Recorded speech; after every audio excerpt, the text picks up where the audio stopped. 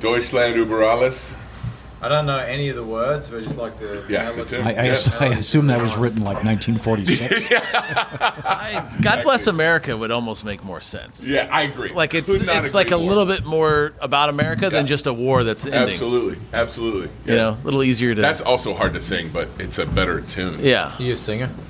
I mean, yeah, among other things, but yeah, I love it. And I saw one of my first shows was in Australia. We were in Dalesford, Australia. You ever been there? Where? Hepburn Springs, Dalesford, like outside of Melbourne, up in the mountains up there. Boonies. Yeah, and I fell in love with this Australia. It's an incredible country, a lot of history. Have you done the national anthem in the USA? Yeah, for the Indians actually. Do you start low? Oh yeah. You got to be able to get to.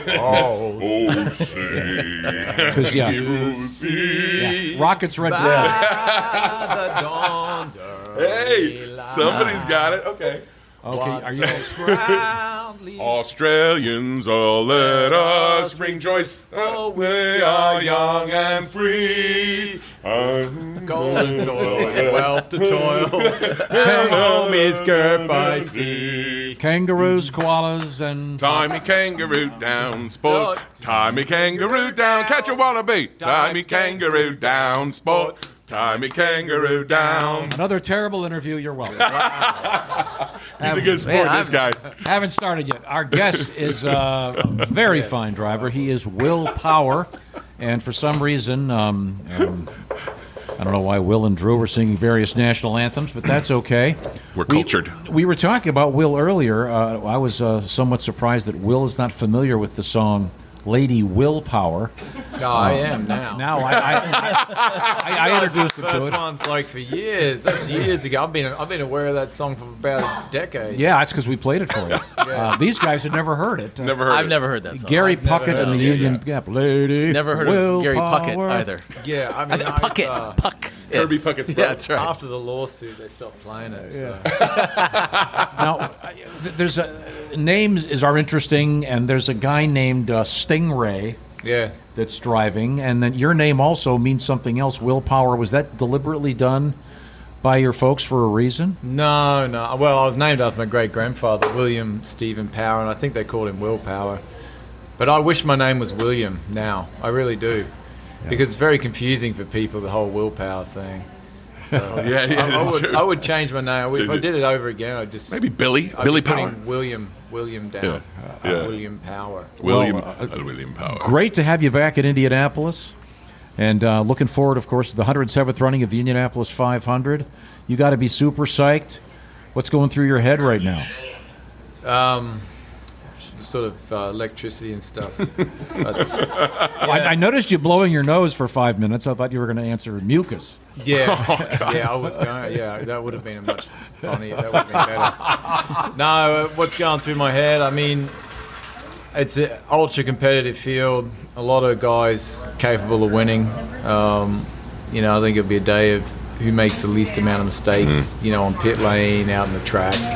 You don't get many chances of mistakes on the track. A mistake on the track is generally a pretty nasty crash, but I feel good. I haven't felt like I've had a race car like this for a long time here, so I feel very comfortable. You also seem to do a pretty good job of coming back from either mistakes or bad luck. Like you have seems like a knack for that. I have recently, yeah. What do you chalk that up to? Just being a damn good driver? It's, experience, man. Yeah. I mean, not to lose your mind when something goes wrong. Like you still got to try and get the most out of the day. So if you have a mistake, you got to just head down, not get mad about it, and just move on. Lessons for life, right there. Yeah. Oh, yeah. Exactly. And I mean, anyone in their 40s knows that. Like, that's the truth. You just naturally become that because life is never perfect. It just simply is not, and you just learn. Once you learn that, you're so much happier. It's amazing how that's... You feel better. You're just like, oh, shit, of course it's going to go wrong. Of course. Now, where do you live most of the time? In Charlotte, North Carolina. Yeah. Do you get back to Australia much? Not very often. Maybe once a year. Maybe, yeah. Are you well known there? Probably not that well known. Like, not known like some of... Yeah, I wouldn't say so. I don't know, actually, but I don't think so. Because they don't... When we used to race there on the Gold Coast, there was a lot of media around it, but not these days. Yeah, not really. Will there be some Australian media here? I don't know. Well, I think there might be, but yeah, I don't know actually. I don't do much Australian stuff. I'm actually American citizen now. Probably really? Never lived back there. Hold on. I really like this country. I do.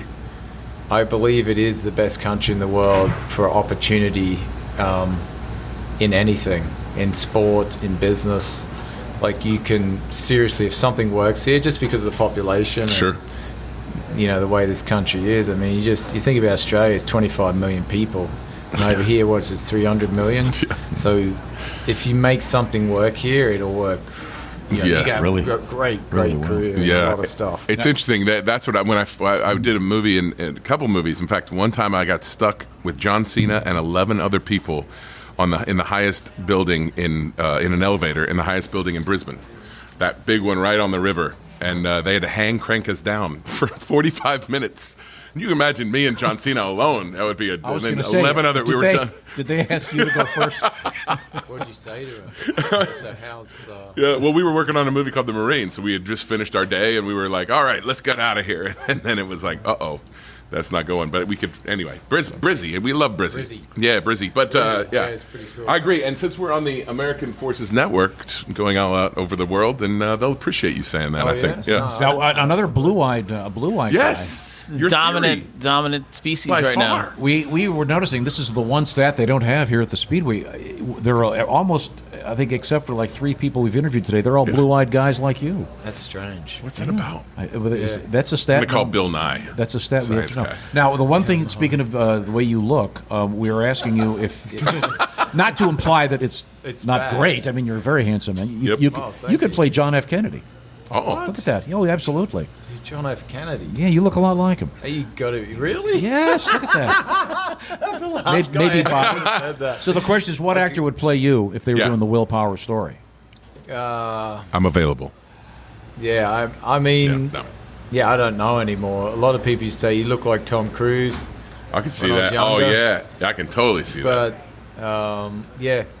That's a good one. He'll do his own stunts. Yeah. Think he can do I would 230? I'd like to get into acting. Yeah? So I can see you it. hook me Let's up? go. The, Let's go. the- Absolutely. I would do it, man. Absolutely. 100 Days to Indy episode that was featured, or you were part of that feature. By far the best of the episodes that has come out. But like your kind of raw emotion and you with Liz and all of that was amazing. What was it like to have a camera follow you and Good question. be part of that process to put that show out? Because it was, I will say, hands down the best episode they've released to date. Yeah, you know what? It was pretty natural. I didn't. I'm used to having cameras around, but I didn't like. I was just myself. I kind of forgot about them when they were there and just went about what I normally do. It was. They made it look great. Yeah. You never know. Like, I mean, they get so much content. That's It's amazing. just crazy that they can edit that in a couple of weeks or a week. And put that all together like that. And I don't know about you, but I mean, I'm biased, I guess, but I think it's way better than the F1 series on Netflix, which is huge, and it's like brought so many people to that sport. Oh, man. But I think that's so staged, and it feels so like, and they're making that a TV show. Whereas I know for a fact, that the stuff that they're showing is just the real stuff that happens every week.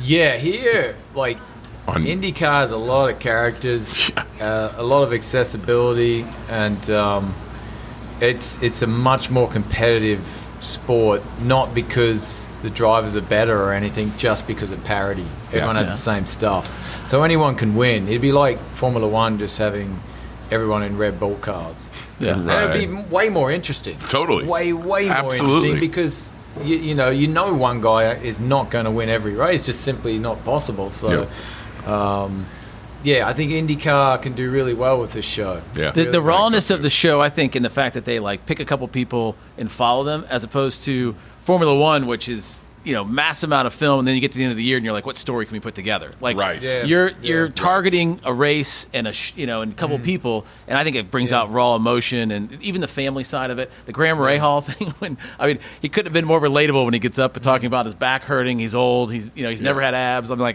yep. I'll sign up. I know exactly how that feels. I mean, man, that's the stuff they're getting because they haven't got a year to edit that. I mean, it's just Right. we got to get this Right. together. Like, Yeah, when they got Scotty apologizing to Yeah. Roman. Oh, I know. yeah. I was just like, dude, why don't you punch him? Why did he not We need punch him? ratings. We need Why ratings. didn't he punch you? One or the other. Yeah. Somebody I said, punch you know, someone. like his apology was too strong. It's like, and he even said it. Yeah, I was too like I'm scared of the guy. He said, I'm just scared of him. He's trying to get me back on the track. Pato's not apologizing. No, that was, I mean, that's good for him. Now, your brother's a comedian, right? Yes, he is. Yeah, Is he well known in Australia? I think he is now. Yeah, That's awesome. Does he ever Yeah. talk about you? he does. There's a good one on. There's a good one he did years ago on YouTube. It's pretty funny. Oh, I gotta check How do, that we, out. how do we find this? I'll give it to you We'll after. Google. Yeah. All right, all His right. stuff he did with IndyCar when he came over. Was that last year or 2 years ago? He or? did that a long time Was that ago. a while Yeah, ago? That was like And they were doing. You guys were yeah, sitting on the about almost tires, 9 years and ago. they had people coming Yeah, in, and the yeah. little skits he did there for. Yeah, that was yeah, awesome. That was yeah, good stuff. Yeah, I can imagine growing up the Power Boys because you're naturally just fighting. dry, funny guy. Matter of fact, I forget who we were asking. Said who's the funniest of the drivers, and you came up. So you Yeah. got a reputation. So Oh the yeah, growing up in my house. two of you cutting up. Three brothers. Oh, three brothers. Yeah, Jeez. yeah. We were always joking around, fighting and hitting, and Jeez. all the stuff you do. Yeah, I All love right. it. Well, I have a great race, Will Power. Thanks for the time. I know how busy you are. Looking great. Another we can predict a blue-eyed winner. Blue-eyed winner. The way things are going. Absolutely. Yeah. We gotta do Good luck, this. brother. Yeah, Go thank get him, you. man. Go get him.